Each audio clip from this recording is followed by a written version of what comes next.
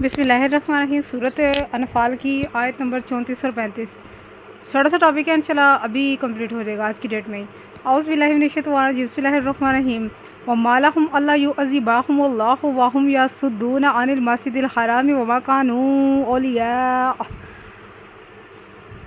ان اولیاؤه الا المتقون ولكن اکثرهم لا يعلمون وما كان صلاتهم عند البيت الا مکاء وتصدیہ فذوقوا العذاب بما کنتم تکفرون۔ یعنی کہ مکہ سے ہجرت کے بعد آقا کریم صلی اللہ علیہ وسلم کا اب کیا وجہ ہے ان کے لیے کہ نہ عذاب دے انہیں اللہ، حالانکہ وہ روکتے ہیں مسجد حرام سے اور نہیں ہے وہ اس کے متولی کہتے ہیں وارثوں کو۔ اس کے متولی تو صرف پرہیزگار لوگ ہیں، لیکن ان کی اکثریت اس حقیقت کو نہیں جانتی اور نہیں تھی ان کی نماز خانہ کعبہ کے پاس سوائے سیٹیاں اور تالی بجانے کے، یعنی کہ یہ ایسے بےغیرتیاں کرتے تھے۔ سوچ رکھو اب عذاب بوجہ اس کے کہ تم کفر کیا کرتے تھے۔ سارا کچھ آیت کریمہ سے کلیئر ہے کہ وہ لوگ اس قابل تھے کہ اللہ تعالیٰ ان کو عذاب دیتا، اور وہ والا عذاب اللہ تعالیٰ نے ان کو دیا غزوہ بدر میں۔ اب اس کی ڈیفینیشن یہ ہے کہ آقا کل جہاں، تو اللہ تعالیٰ نے ان سے وہ بدلہ لیا تھا غزوہ بدر کے موقع پر۔ ان کے راؤسا اور ان کے جو زوما وغیرہ تھے وہ قتل ہوئے، اور بعض کچھ سرداروں وغیرہ کو قیدی وغیرہ بنا لیا گیا۔ ان سے اللہ تعالیٰ نے بدلہ لیا، کیونکہ اللہ تعالیٰ ایسے ہی اللہ تعالیٰ کی یہ تدبیریں ہیں۔ ان کے کفر کی وجہ سے اور ان کے فسادات کی وجہ سے جن گناہوں سے یہ لوگ آلودہ تھے، اگر یہ استغفار کر لیتے تو اللہ تعالیٰ ان کو ڈسکاؤنٹ شاید دے دیتا، لیکن اللہ تعالیٰ نے ان کے اوپر سے آسمانی یا زمینی عذاب کو آسمانوں سے پتھروں کا نزول ہونا یا آگ کا برسنا یا زمین میں زلزلے وغیرہ پر، وہ اس لیے اللہ تعالیٰ نے ان کو نہیں دیا کہ وہاں پر کچھ لوگ مکہ میں کچھ لوگ وہاں پر استغفار کرنے والے تھے، کچھ ایمان والے مرد اور کچھ ایمان والی عورتیں، جن کی استغفار کی وجہ سے اللہ تعالیٰ نے ان کے اوپر عذاب نہیں بھیجا، اور وہ کچھ وجوہات کی بنا پر وہ لوگ ہجرت بھی نہ کر سکتے تھے۔ بس اگر ایمان والے استغفار وہاں پر نہ کر رہے ہوتے مکہ میں تو یہ غرق ہو جاتے۔ پھر فرمایا، اس کا حوالہ ڈائریکٹ اللہ تعالیٰ نے دیا ہوا ہے سورۃ فتح کی آیت نمبر 25 میں، جو کہ صلح حدیبیہ، یوم حدیبیہ کے جو وہ موقع پر تھا نا، وہ والا کہ یہی وہ کافر ہیں جنہوں نے کفر کیا اور تمہیں بھی روک دیا مسجد حرام سے اور قربانی کے جانوروں کو بھی۔ تو یہ اللہ تعالیٰ نے ڈائریکٹ سورۃ فتح کی آیت نمبر 25 میں ہی فرمایا ہوا ہے کہ وہ لوگ روکتے ہیں مسلمانوں کو اللہ کے راستے سے اور قربانی کے جانوروں کو بھی، یعنی کہ خانہ کعبہ میں جانے سے روکتے ہیں۔ تو اگر ان میں نہ ہوتے چند مسلمان مرد اور عورتیں جن کو تم نہیں جانتے کہ تم روند ڈالو گے انہیں، سو تمہیں پہنچے گی ان کی وجہ سے آر بے علمی کے باعث، یعنی کہ اللہ تعالیٰ کی طرف سے تمہیں پھینٹی لگنی ہی تھی تاکہ داخل کر دے اللہ اپنی رحمت میں جسے چاہے۔ اگر یہ الگ ہو جاتے، یعنی کہ جو مسلمان تھے، کلمہ گو لوگ تھے جنہوں نے کفر کیا ان میں سے، تو ہم انہیں دردناک عذاب میں مبتلا کر دیتے، یعنی کہ اگر کلمہ گو لوگ الگ ہو جاتے ان کافروں میں سے تو اللہ تعالیٰ ان کے اوپر عذاب نازل فرماتا اور ہم انہیں دردناک عذاب دیتے بے شک۔ تو اللہ تعالیٰ نے ڈائریکٹ فرمایا ہوا ہے کہ نبی کریم صلی اللہ علیہ وسلم کو وَمَا كَانَ اللَّهُ لِيُعَذِّبَهُمْ وَأَنْتَ فِيهِمْ، یعنی کہ اب آپ ان میں نہیں ہیں کہ کیا وجہ ہے کہ اللہ تعالیٰ ان کافروں کو عذاب نہ دے، اللہ ان کی بستی کو ہی ہلاک نہ کر دے، کیونکہ آقا تو وہاں پر موجود ہے نہیں، لیکن چند ایک مسلمانوں کی وجہ سے، مسلمان مردوں اور عورتوں کی وجہ سے اللہ تعالیٰ نے اس عذاب کو ڈیلے کیا، اور آقا کی بھی یہی ریکویسٹ تھی، جیسا کہ انہوں نے کہا تھا کہ احد پہاڑ سونے کا کر دو، ہم لوگ ایمان لے آئیں گے۔ اب سونے کا ہو جانا تھا وہ، لیکن آقا نے ڈسکاؤنٹ مانگا تھا اللہ تعالیٰ سے۔ تو یہ تو کافی انفارمیشن کی بات ہے، سب کو ہی پتہ ہوگی۔ چنانچہ پھر اللہ تعالیٰ نے فرمایا فَذُوقُوا الْعَذَابَ بِمَا كُنتُمْ تَكْفُرُونَ، یعنی غزوہ بدر میں ان کو وہ والا عذاب ہوا جو میں نے آلریڈی آپ کو بتا دیا ہے۔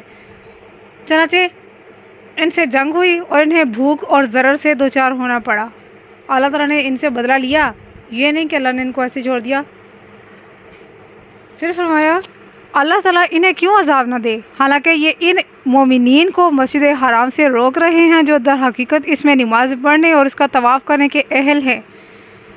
وما کانوا اولیاء ان اولیاء الا المتقین، یعنی کہ مسجد حرام یعنی کہ جن کے قبضے میں اب ہے، یہ قرآن کریم تو قیامت کے بعد تک کے بھی اس میں احکامات ہیں، تو اللہ تعالیٰ فرما رہا ہے ان کے متولی لوگ وہی ہیں جن کو اللہ نے اس قابل سمجھا ہے۔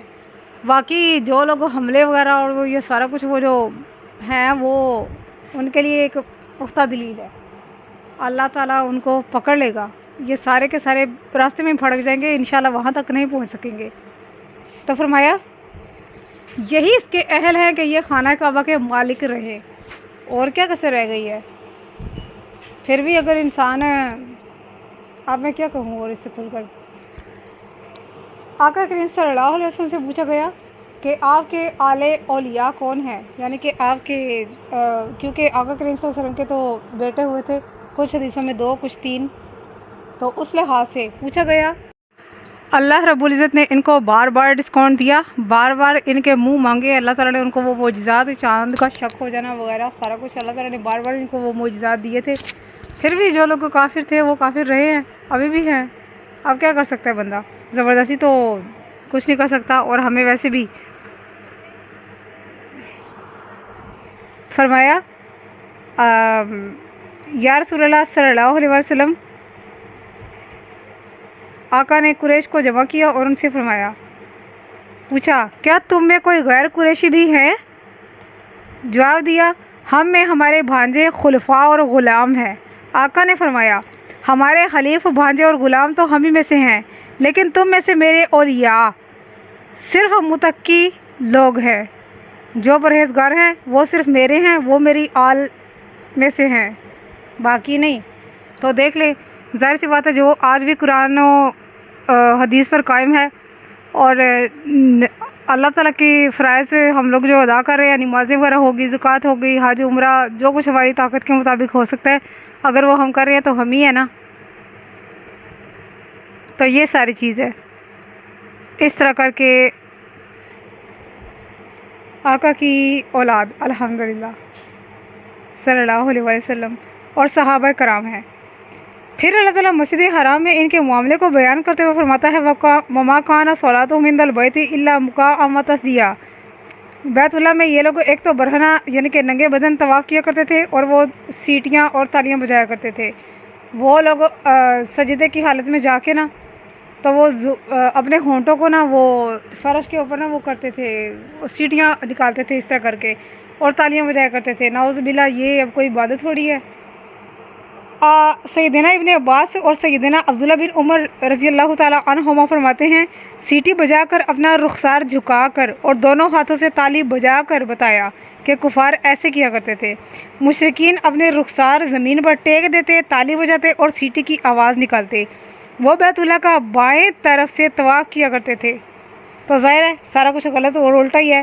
اسی طرح نبی کریم صلی اللہ علیہ وسلم اور مومنین کی عبادت میں حرج پیدا کرنا چاہتے تھے وہ لوگ، جس وجہ سے اللہ تعالیٰ نے ان کو پکڑا اور خوب پھینٹی لگائی۔ چنانچہ فذوقوا العذاب بما کنتم تکفرون، کہ چکھو عذاب کا مزہ جو تم کفر کیا کرتے تھے، جو تم جھٹلایا کرتے تھے۔ وہ کیسے کہ جب انہیں قتل کر دیا گیا غزوہ بدر میں، اس سے مراد وہ ہے۔ تو یہ تھی میری آج کی ویڈیو، یہ ٹاپک کمپلیٹ ہو چکا ہے۔ اہل اقرار پر عذاب تلوار کے ذریعے آتا ہے، اور اہل تکذیب پر چیخ اور زلزلے کے ذریعے آتا ہے۔ صدق اللہ العظیم۔